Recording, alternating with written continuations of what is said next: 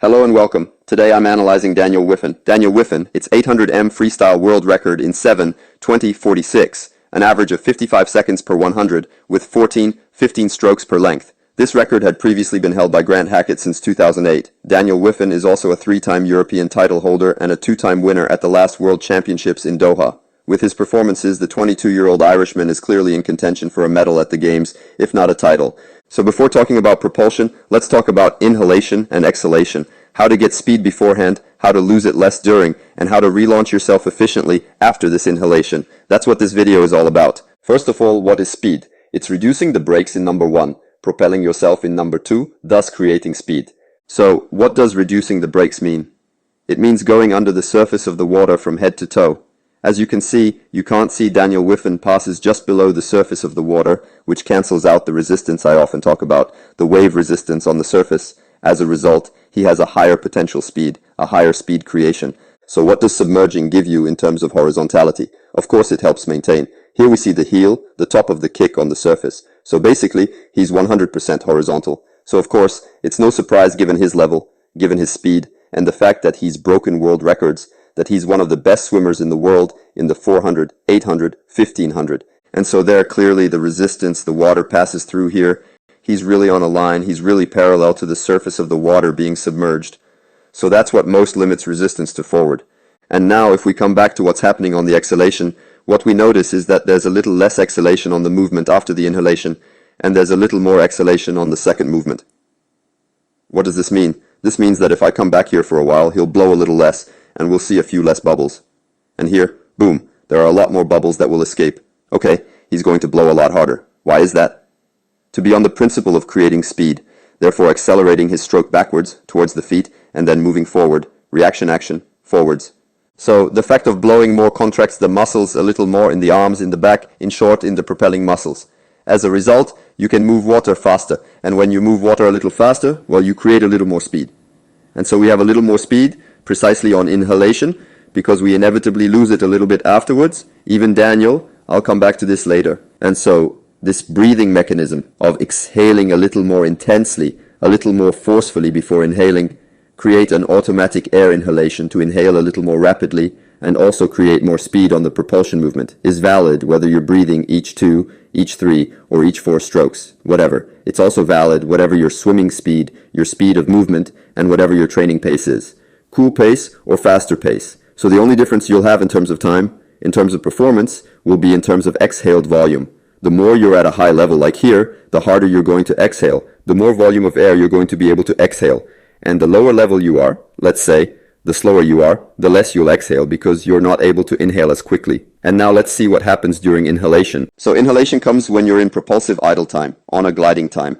Let's call it that. And here, the best way to position yourself is really to have your arm as a projectile in front of you for varying lengths of time, I'll come back to this later, to get through the water as much as possible and reduce resistance to forward motion as much as possible. The second point is to stay in the water as much as possible, always submerged, or in any case, as much as possible on the water. That's the principle of immersion on inhalation, and being able to inhale on the first half of the arm recovery, so on this whole section.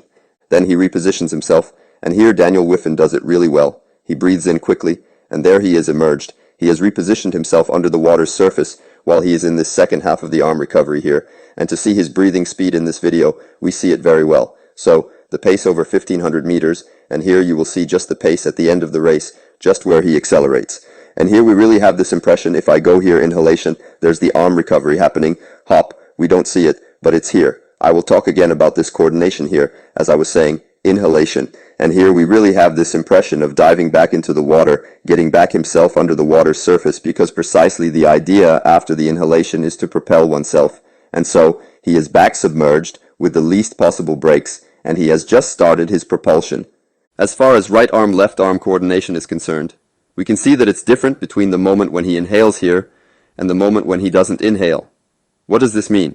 What the Anglo-Saxons call the gallop stroke. It means that here inhalation, projectile arm, the other arm is coming back.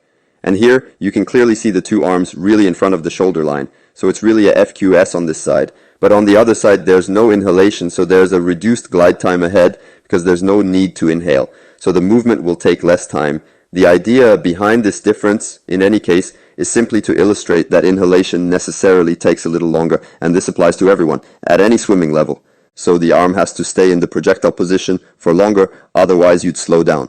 And on the other side, there's less need for glide time because there's no inhalation, no inspiratory time, and so you can, let's say, link movements faster. Even though there's always a glide time, it's just that the glide time here is shorter, and during inhalation here it's long. And another interesting thing about coordination is the stroke rate. Here we see it at the end of a race, the end of an 800, where clearly, compared to earlier, what's happening is that the projectile arm during inhalation, well, it stays, but for much less time in projectile.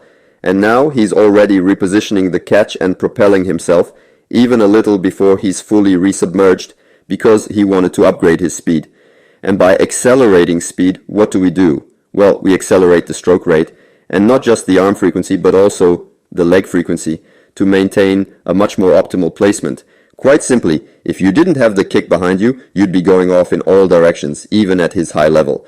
And so inevitably, behind, it accelerates too. And so if you breathe in quickly, you can get back into the water quickly too, and that's obviously interesting for us. And after his inhalation, so now he's finished inhaling, he's preparing what? He's preparing his stroke, his catch, to then move the water. Because the catch, the flexion of the forearm on the arm, well, it's not propulsive, it's a preparation. And after that, what's going to move the water, what's going to create speed, is really the fact of pulling backwards towards the feet. So when the blade is built, when the forearm is bent over the arm at more or less 90 degrees, depending on the depth you want, then he's positioned, he's resubmerged. I'm going to remove the arrows. He's resubmerged here. And then, of course, he's ready to pull and recreate speed. After the loss of speed, that is inhalation. So to create speed or recreate speed after inhalation, the idea is to orient your stroke surface backwards, to push water in acceleration.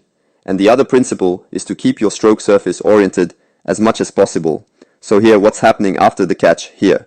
You're going to try to keep your blade here. So when you pass the shoulder vertical, you'll have your arm, forearm, and hand as if you were moving, well, a wall of water. That's really the idea. It's as if the arm and the forearm were on a wall, and here it's a wall of water. And to keep as much as possible until the arm comes into contact here with the body, the elbow in contact, or almost in contact with the body. In any case, it's getting closer to the body.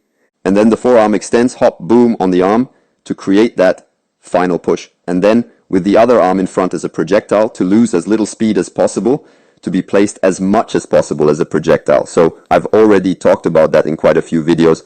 What I really wanted to talk about here is the path of the elbow. Here, the arm is projectile, so it's in line with the shoulder. Then on the catch, the elbow and the hand are going to move slightly to the outside, okay? Because anatomically, it's quite obligatory. It's logical. So the elbow is slightly outside. Then the elbow will go there a little bit, a little more to the side. This is where it describes the beginning of a C. And then the elbow will come back close to the body. So the elbow makes a C while the hand makes a slight S. Even if the primary intention is not to make a C with the elbow, it's not to make an S with the hand. The primary intention is really simply to take water and push backwards. But anatomically, we're forced to have this C-like path at the level of the elbow, and more or less a S-like path at the level of the hand. And what creates a slight S or a strong S is that the higher the elbow is in relation to the surface of the water, in relation to the shoulders, the bigger the S will be. The more your arm is straighted out like a sprinter, the lighter the S will be, if not almost non-existent. But the principle to remember is exactly that. To orient your stroke surfaces in front of your shoulder line, and then to keep your stroke surfaces oriented as long as possible and as far back as possible. And the link between this inhalation and this propulsion is going to be your kick. Look at what's happening here with Daniel Wiffen. Let's go back a little. Here, he inhales, hop here, look at his leg here, at the level of his right leg. Here the leg is extended, here the leg is bent, there's a big flexion, you see, at the knee. And this inevitably creates a bit of a break, but we're on a propulsive idle time. And the fact of bending afterwards, you can extend, you have no choice in fact, it's obligatory. That's the way it is. This creates a tilt in your body. So when your arm comes back into the water, when the other arm prepares for the catch, you see there's a catch, a leg kick, and then there's a replacement with the arm coming back into the water. The body is resubmerged, so the brakes are simply lowered, and then there's propulsion. And what's important to understand is that coordination between arms and legs is automatic.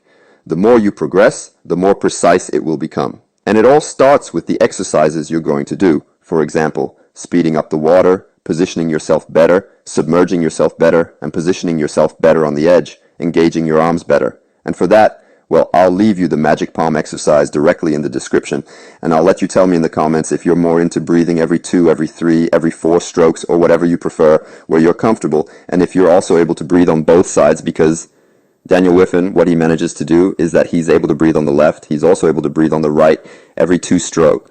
Good progress. As usual, don't hesitate to comment on which swimmers or triathletes you'd like me to analyze.